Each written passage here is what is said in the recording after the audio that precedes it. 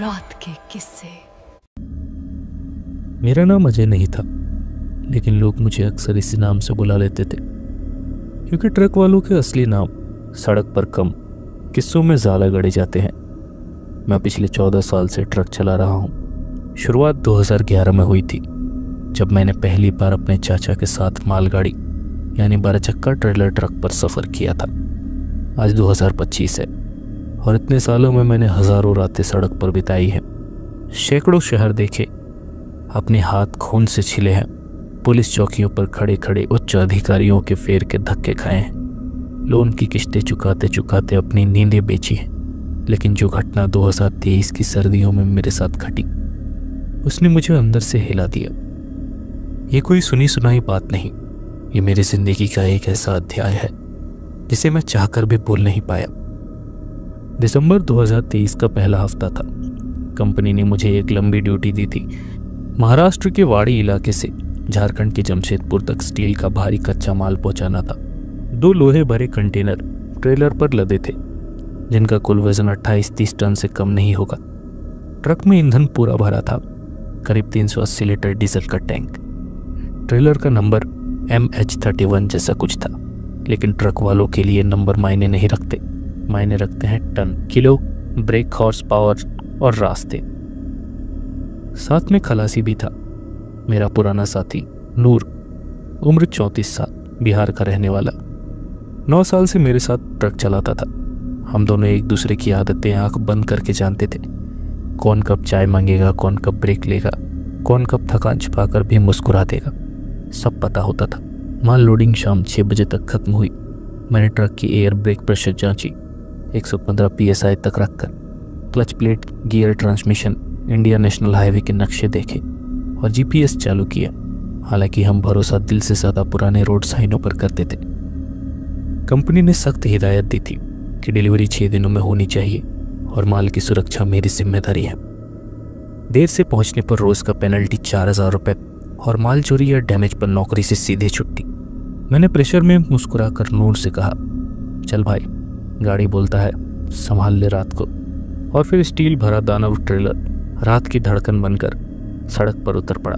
पहले 300 किलोमीटर बिना किसी समस्या के कट गए। महाराष्ट्र की सर्दी में धुंध कम थी, लेकिन हवा में एक अजीब सी नमी थी जो अक्सर थकान को जल्दी ही चढ़ा देती है। गाड़ी 70-75 की औसत पर चल रही थी। लोड होने की वजह से स्पीड ज़्यादा नहीं रख सकते थे। हमने पहला ब्रेक रात 11:30 बजे नागपुर से पहले एक ढाबे पर लिया। रोटी, अंडे की कढ़ी और 2-2 चाय। मेरा नियम था, एक चाय पेट के लिए, एक दिमाग के लिए। रात 1 बजे तक ढाबे पर रुके, फिर गाड़ी फिर से चल पड़ी। ट्रक सड़क निगलता गया और हम किलोमीटर गिनते गए। हम जहाँ से भी गुजरते, वही सड़क हमारी दुनिया बन जाती।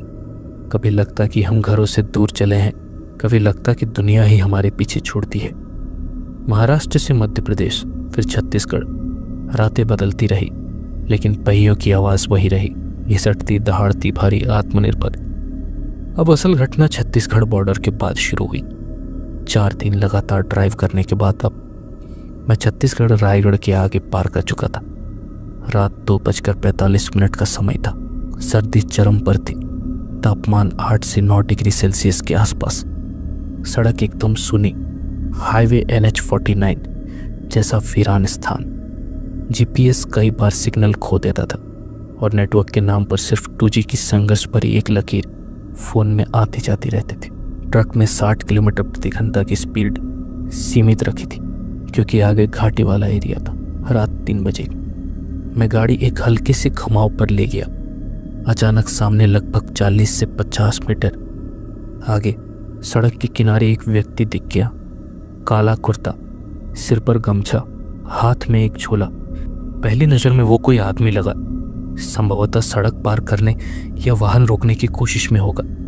हाईवे पर ऐसा अक्सर होता है कि लोग लिफ्ट मांगते हैं, लेकिन नियम के मुताबिक भारी माल वाला गाड़ी में अनजानों को बैठाना मना था और रात के इस वक्त तो जोखिम बिल्कुल ही नहीं ले सकते थे। मैंने डिपर दिया ताकि वो हट जाए, लेकिन वो नहीं हटा। फिर मैंने हॉर्न बजाया, लंबा गूंजता हुआ ट्रक वाला हॉर्न, जिसकी गूंज 2-3 किलोमीटर तक जाती हो। वो आदमी अब भी नहीं हिला। नूर मैंने आवाज़ दी। वो पीछे स्लीपर सीट पर उठते हुए बोला, क्या हुआ भैया? मैंने कहा, आगे आदमी है, हट नहीं रहा। नूर ने खिड़की से आगे देखा। अरे लगत बा कि लिफ्ट मांग रहा बा, पर रात बड़ा अजीब लगत बा, मत रोको गाड़ी। मैंने भी यही सोचा। मैंने ब्रेक नहीं लगाया, बल्कि हल्का सा स्टीयरिंग घुमाकर रास्ता बदलते हुए उसके पास से पार करना शुरू किया। जैसे ही ट्रक उस आदमी से 5 से 7 मीटर की दूरी पर ही पहुंचा, जो हो रहा था वो सामान्य नहीं रहा। वो आदमी अचानक सड़क के बीच में आ गया। मैंने झटके से ब्रेक लगाया। एयर ब्रेक की तीखी चीख निकल गई।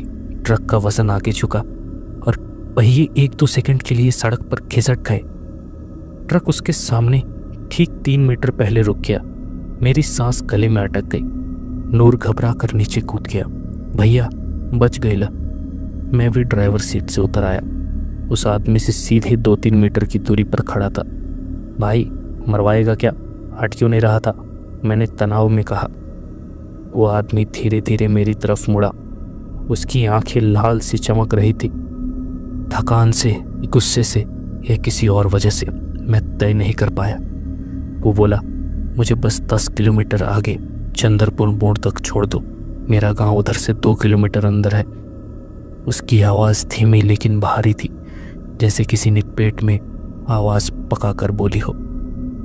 मैंने कहा, रात में मालगाड़ी में किसी को बैठाना मना है। दूसरा ट्रक आ जाएगा, उससे लिफ्ट ले लेना। वो सुनकर एकदम शांत हो गया। बहुत शांत, बहुत ज़्यादा शांत। उसने फिर कहा, कोई बात नहीं, तुम जाओ। हम दोनों ने राहत की सांस ली और वापस ट्रक की तरफ बढ़े। जैसे ही मैंने ट्रक का दरवाज़ा पकड़कर ऊपर चढ़ने को पैर रखा, पीछे से एक तेज पत्थर गाड़ी के लोहे भरे कंटेनर पर जोर से टकराया। मैं तुरंत मुड़ा। वहाँ वो आदमी नहीं था। सड़क के बीच में अब कुछ भी नहीं था, सिर्फ टूटता हुआ सन्नाटा। नूर, वो आदमी कहाँ गई? वो हकलाते हुए बोला, यही तो खड़त रहेला, एकदम गायब हो गई। मैं ये नहीं कहूँगा कि मुझे भूतों पर पहले से विश्वास था, लेकिन सड़क पर रहने वाला इंसान तार्किक भी होता है और अंधविश्वासी भी, क्योंकि हम किसी फैक्ट से ज़्यादा संयोगों से टकराते हैं। हम दोनों बिना चर्चा किए गाड़ी को आगे बढ़ाए। मन में झिझक थी, लेकिन 30 टन माल रोककर चर्चा करने से पेट नहीं चलता। हमने 10 किलोमीटर पार की। वहीं चंदनपुर मोड़ आया। जैसा उस व्यक्ति ने कहा था, मोड़ के किनारे एक पुरानी बंद पुलिस चौकी जैसा छोटा सा ढांचा था। लाल ईंट, दरवाज़ा बंद, खिड़की टूटी। पास में एक साइन बोर्ड आधा गिरा, जिस पर लिखा था, चंदरपुर गांव 2 किलोमीटर। भैया, वो आदमी जो कहा सही निकला था, पर डर लागत बा। मैंने कहा, ज़्यादा मत सोच, शॉर्टकट में दिमाग चलाएगा तो गाड़ी खाई में उतार देगा। आगे चल। गाड़ी बढ़ी, लेकिन मन अब आगे की सुनसान सड़क पर अटका रहा, जैसे सड़क पर नहीं, याद में चल रहे हो। हम छत्तीसगढ़, उड़ीसा, पश्चिम बंगाल पार कर चुके थे। झारखंड की सीमा से 150 किलोमीटर पहले रांची रूट के ढबाई इलाके में शाम 7 बजे पहुंचे। थकान अब पहाड़ बन चुकी थी, लेकिन राहत ये थी कि अब भी हाईवे पर आवाजाही। हमें शहर की नज़दीकी का एहसास मिलने लगा था। एक ढाबे पर रुके। बंगाल बॉर्डर के पास का एक लोकप्रिय ढाबा था, जहां रात में ट्रक वाले अक्सर रुकते थे, क्योंकि इसके सामने 24 घंटे पेट्रोल पंप था और सीसीटीवी कैमरे की वजह से चोरी का खतरा कम रहता था। मैंने 2 चाय पी ली और नूर ने दाल भात। दिमाग जितना शांत करता, उतना छत्तीसगढ़ वाली मुठभेड़ वाली घटना आंखों में छलक जाती। बार बार उसका सड़क में बीच में आ जाना, पत्थर का टकराना, उसका गायब हो जाना, ये सब रात की कहानी नहीं, दिन का भी बोझ बन गया था। बाकी 5वें और 6ठे दिन बिना किसी बड़ी घटना कटे, लेकिन अंदर की एक बेचैनी थी, जैसे कंटेनर में स्टील नहीं, यादें भरी हो। 6वें दिन 2023 12वां महीना 6 तारीख को मैंने माल जमशेदपुर के यार्ड में अनलोड करवाया। अनलोडिंग में 3 घंटे लगे और आखिरकार कंपनी ने डिलीवरी स्वीकार की। जॉब कंप्लीट, माल सुरक्षित, किस्त बची, नौकरी बची, सब सही। लेकिन मेरे अंदर कुछ अब भी अधूरा था। लोग सोचते हैं कि ट्रक ड्राइवर की सबसे मुश्किल समस्या पुलिस चौकी या खराब टायर होती है, लेकिन कभी कभी वो समस्या इंसान का मन भी बन जाती है, जो रास्ता काट कर आगे नहीं बढ़ने देती। मैंने यार्ड में नूर से कहा, जो हुआ था वो आम नहीं था, पर नुकसान नहीं हुआ इसीलिए घटना कहानी से ज़्यादा सबक बन गई। नूर ने कहा, सड़क पर सबक ही तो जिंदगी बा भैया। मैंने वहाँ से अपने घर बिहार की तरफ खाली ट्रेलर लेकर लौट गया। परिवार खुश, कंपनी संतुष्ट। पर अब मैं अक्सर रात को फिर वही घुमाव, वही मोड़, वही लाल आंखें सोचने लगता। लोग ऐसे हादसों में अलौकिक जोड़ देते हैं, लेकिन सड़क का सच ये भी हो सकता है। रात की थकान दिमाग का भ्रम बढ़ा देता है। ट्रक चलाना सिर्फ स्टीयरिंग पकड़कर गियर बदलना नहीं होता। ये नींद, नज़र, हिम्मत, अंदाज़ा और सड़क का एक कनिक एक साथ चलाना होता है। ड्राइवर 2 बजे भी हिसाब लगाता है कि ब्रेक प्रेशर कम हुआ तो 6 kg का कंट्रोल भी खो सकता है। ढलान में 30 टन का एक छोटा सा फैसला भी मौत जैसा वजन ढो सकता है। टूटी नींद में 1 सेकंड 80 किलोमीटर प्रति घंटे की गलती 100 मीटर का हादसा बन सकती है। इसलिए हम नियम बनाकर चलते हैं। अजनबी को ना बैठाओ, रात में ना रोको, सुनसान में ना उतरो। लेकिन नियम से बड़ी घटनाएं भी नियम तोड़कर ही आती है, और मेरी घटना भी वहीं से आई थी।